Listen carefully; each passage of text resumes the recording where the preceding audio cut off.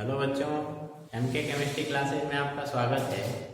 बच्चों, पिछली वीडियो में हम लोगों ने अम्ल क्षार एवं लवण से संबंधित कुछ महत्वपूर्ण प्रश्नों को देखा था। आज उसी क्रम में हम लोग कुछ अन्य महत्वपूर्ण प्रश्नों को देखेंगे। तो आइए शुरू करते हैं। एक प्रश्न यहाँ पे लिखा हुआ है 5 बिलियनों, कोई 5 बिलियन है जिनका नाम क्रमशः ए बी सी डी व ई है। जब उन विलयनों को सार्वत्रिक सूचक जो आपको पीएच पैमाना पढ़ाया गया था, जिसपे हम लोग पीएच मान को 0 से लेकर 14 तक मेजर करते हैं, उसी को सार्वत्रिक सूचक या सार्वत्रिक पैमाना कह सकते हैं। उसी से इसको मेजर किया गया। इन विलयनों का पीएच मान सार्वत्रिक सूचक से जब मापा गया तो क्या पता चला, मापने पर इनका पीएच मान क्रमशः इस प्रकार से प्राप्त हुआ। ए वाले विलयन का पीएच मान 4, बी वाले का 1, सी वाले का 11, डी वाले का 7 और ई वाले का 9 प्राप्त हुआ। तो अब इसके प्रश्न आपसे क्या पूछ रहा है कि कौन सा विलयन, यानी ये जो आपको 5 विलयन दे रखा है, इन पांचों विलयनों का पीएच भी आपको दे रखा है, तो उस पे आधारित आपसे प्रश्न पूछ रहा है।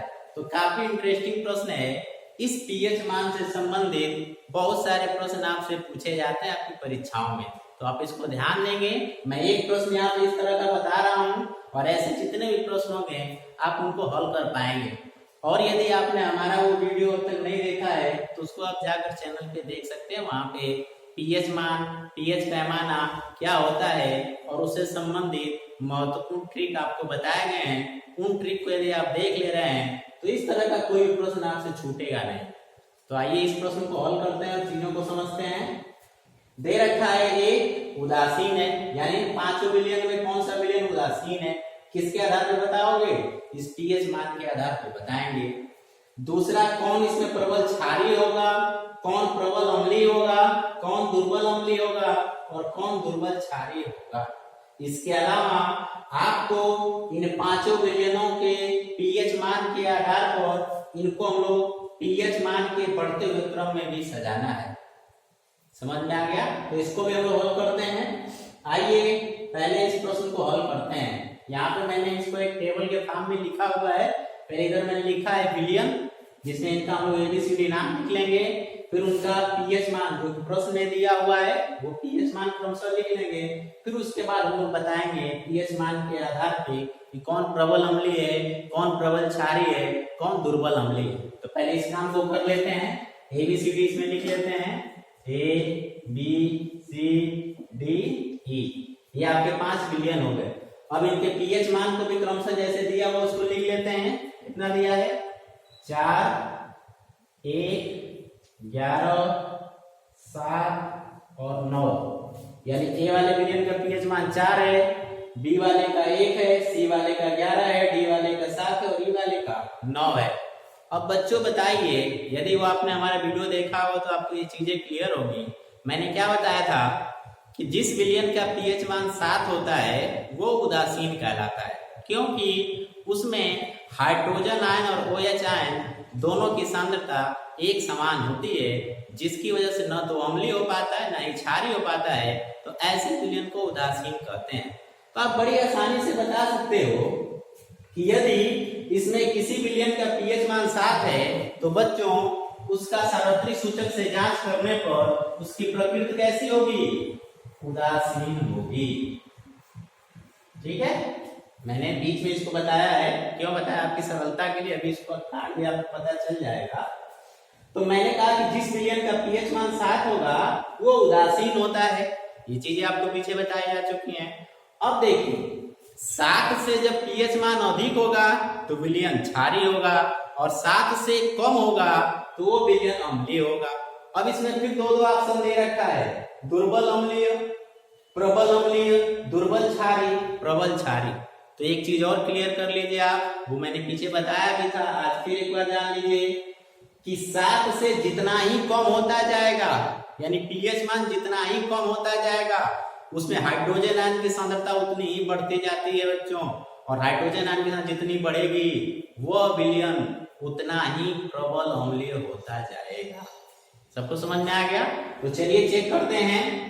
अब देखिए यहाँ पे 4 लिखा हुआ और यहाँ पे लिखा हुआ है 1। यानी 7 से कम वाले 2 विलियन हमको मिले। कौन कौन? ए और बी।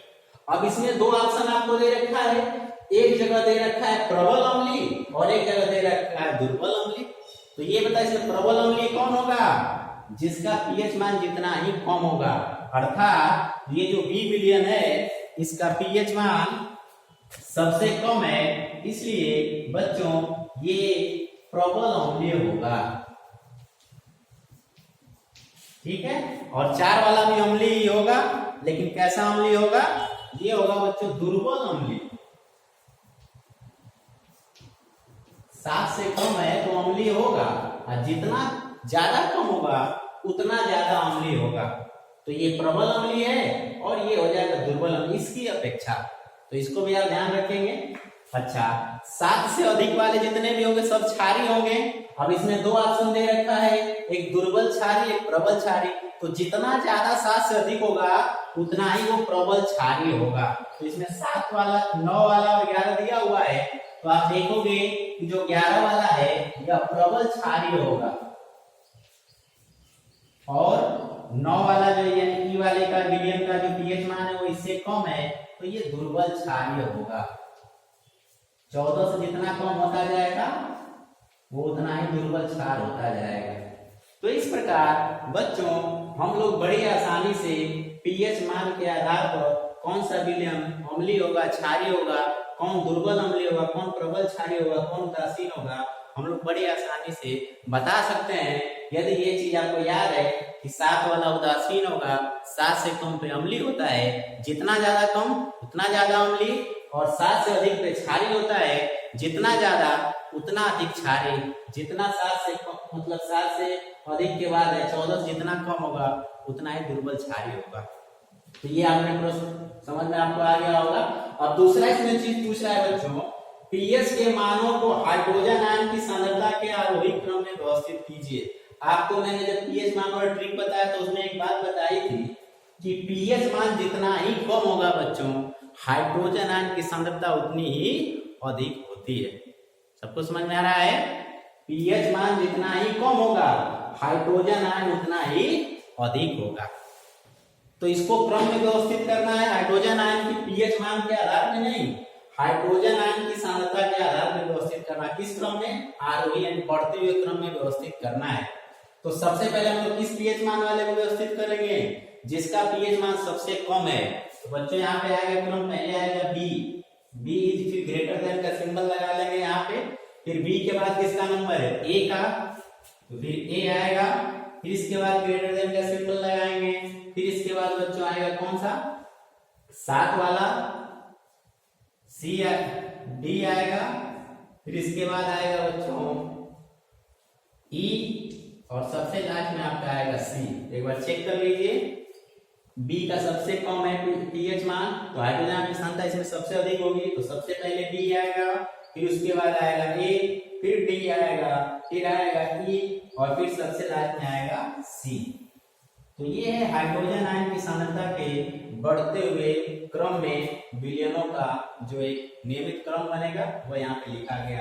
तो ये पहला प्रश्न पूछा था आपसे कि कौन दुर्बल प्रबल अम्लीय क्षारीय जो भी इस तरह से, और ये पूछा था कि पीएच मानक को हाइड्रोजन आयन की सांद्रता के आरोही क्रम में व्यवस्थित करना था। इस प्रश्न को लिख लीजिए, फिर अगला प्रश्न हम लोग देखते हैं।